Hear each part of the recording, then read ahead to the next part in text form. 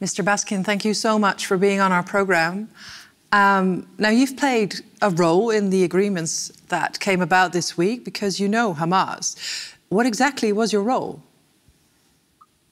Well, I've been running back channels with Hamas for the past 18 years. I've been engaged in Israeli-Palestinian negotiations, Jewish-Arab relations in the State of Israel for 47 years in many different capacities.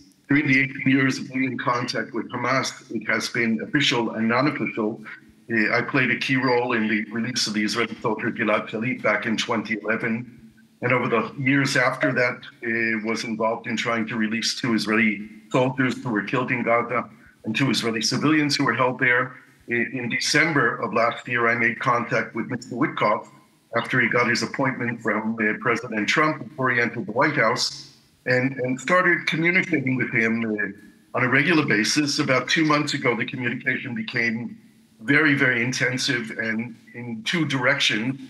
And I played a role in delivering messages and helping to shape the positions that could lead to a peace agreement, putting pressure on Hamas all the time, trying to steer Witkoff in the right direction. Been in contact with the Qatari intelligence and the Egyptian intelligence as well. So I'm very experienced in this and have probably more experience in doing this than any other Israeli alive. So I try to make myself useful. This is all in my own individual capacity as an Israeli citizen. Yeah.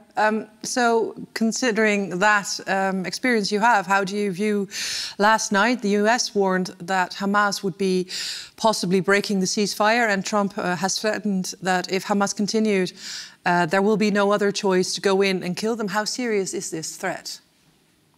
Well, we've heard it before, and I think what we all need to realize is that both Israel and Hamas have breached their commitments, their obligations under the agreement. Israel has killed tens of Palestinians in Gaza since the beginning of the ceasefire. Israel is preventing the opening of the Rafah crossing, which is supposed to open tomorrow, limiting the entrance of humanitarian aid and preventing personnel from Turkey and Egypt from entering Gaza to help Hamas with the location of the bodies. Hamas never indicated during the negotiations that they would have such a big difficulty in locating the 28 deceased bodies. There are 18 bodies, I think, that still need to be recovered. Hamas is having a difficult time. Objectively speaking, it's understandable because most of Gaza is in ruins. Hamas is only controlling 50% of the Gaza Strip. They don't have the heavy equipment. They don't have a forensic lab. So I think what's important here is that the decision of the Vice President of the United States, together with Steve Witkoff, the Special Envoy, and Jared Kushner, who's been deeply involved, are coming here on Monday. And they're coming here to make sure that both sides implement their obligations and to lay the foundation stones for the next steps that need to happen very quickly. Yeah. Now, this week, Hamas has recalled 7,000 fighters to reassert control of areas of Gaza. You personally know a lot of these leaders. From the Israeli side, there is a demand that Hamas has to completely disappear. How realistic is that? Well, there's a sequencing of events here. When the war stopped and Israel withdrew to the agreed-upon first line of withdrawal, there was a vacuum of power in Gaza. And in fact, Israel needed Hamas in place in order to retrieve the 20 living hostages and the 28 deceased hostages.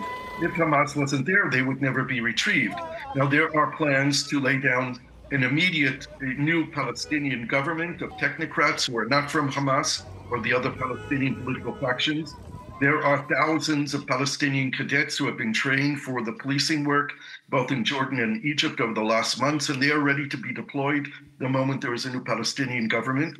There will be a Security Council resolution to provide an international legal mandate for the International Stabilization Force that will be made up of different nations from the region and from around the world, and that will be deployed after the UN Security Council resolution. Of course, there's the matter of raising the funds for the reconstruction of Gaza, for building temporary housing for 2 million people who are homeless right now. Winter's coming, it's cold and wet in Gaza. These are things that need to happen very quickly. And I think that's the importance of the high-level American delegation that will be here tomorrow. When you speak about the finance part of it, about rebuilding Gaza, so who's going to have to pay for this? All of us, the whole world. Well, probably not Israel. Israel probably won't agree to pay, even though they're responsible for doing the damage. But I'm sure that at the meeting in Sharm el-Sheikh with 31 countries, that President Trump got obligations from various countries there.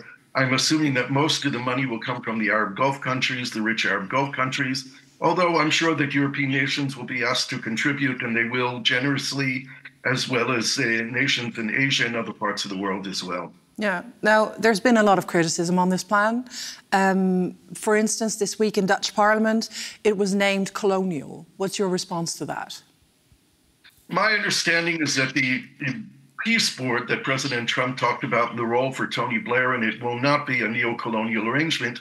In fact, my understanding is that Gazans will be ruled by Gazans for Gazans. And this peace board will have some kind of role in dealing with the finance for the reconstruction, of managing the reconstruction, of working with Palestinians in doing the reconstruction. But I understand that the original Trump plan for the Gaza Riviera and Israeli dreams of annexing or building settlements in Gaza is totally off the table. In fact, I understand that President Trump told Prime Minister Netanyahu that annexation and ethnic cleansing is off the table and he should forget it. And I hope that this will lead to the Americans also adopting the universal agreement that there needs to be a two-state solution. And as we move forward in rebuilding Gaza, we really need to put the pieces in place in order to move forward with the political solution to the Israeli-Palestinian conflict. Yeah. At the same time, you mentioned you write a Substack regularly, and you mentioned in that this exact plan was already on the table 2 years ago, but that President Netanyahu refused to accept it. So isn't that a bit cynical, to say the least? Well, certainly, but not the exact plan, but the basic idea that in September of last year, Hamas gave me a paper in Arabic and in English with a voice message saying that they agreed to end the war and would release all the hostages in the first days of ending the war, and that Israel would withdraw from Gaza within a 3-week period. So now we have a longer extended period when the Israeli withdrawal will take place while all these other pieces fall into place, the new Palestinian government, the security force, the international stabilization force. But basically, the war could have ended more than a year ago, this is for sure. But we know that Prime Minister Netanyahu wanted to continue the war. He would be continuing the war now if he could, but President Trump told him that the war is over, and Prime Minister Netanyahu cannot say no to President Trump. Is there a future for Netanyahu as Prime Minister of Israel? I certainly hope not. I think that Netanyahu needs to be held responsible for the failure of Israel to protect itself on October 7th, for the policy of Netanyahu, which for years saw Hamas as an asset and the Palestinian Authority as a liability, for getting Hamas funded in billions of dollars over the year by Qatar. These are all things that Netanyahu has to be held responsible for. And I hope that on the day that we go to elections, whenever that is, at the scheduled time in November of 26, or hopefully way before then, that Netanyahu will be unelected and that he will face the judgment of the people of Israel that he has no place in public life in this country anymore. Yeah. Now, you've talked before on the need for recognizing the Palestinian state in order to come to a lasting peace. The Netherlands has not yet done so. What would you say to Dutch politicians on this? I would say it's very important that everyone recognizes the state of Palestine, because at the end of the day, what we want to happen is for the state of Israel to recognize the state of Palestine. We could arrive at a situation where 192 member states of the United Nations recognize the state of Palestine, but Israel doesn't, and the occupation will continue and the Palestinians will continue to suffer. But we need to ask ourselves, what's going to push the government of Israel and the people of Israel to understand that they need to recognize the right of the Palestinian people to self-determination? There will be no peace here. Israel will never enjoy security if the Palestinians don't enjoy freedom. We need to tell the Palestinians that they will never enjoy freedom if Israel doesn't enjoy security. There is an equation here that needs to be met, and we need the help of the international community to reach that point, because we have a traumatized Israeli public, a traumatized Palestinian public.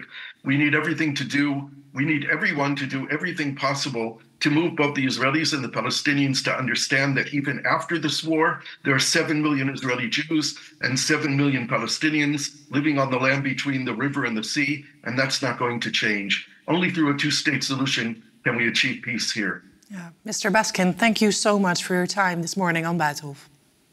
Thank you. Bedankt voor het kijken. Vond je dit nou een goed gesprek? Vergeet dan niet te abonneren of te liken. Reageren in de comments kan natuurlijk ook. Oh ja, heb je dit al gezien? Because when the window of opportunity for democratic change in Russia opens, it's going to be short, it's going to be brief, it's going to be really quick.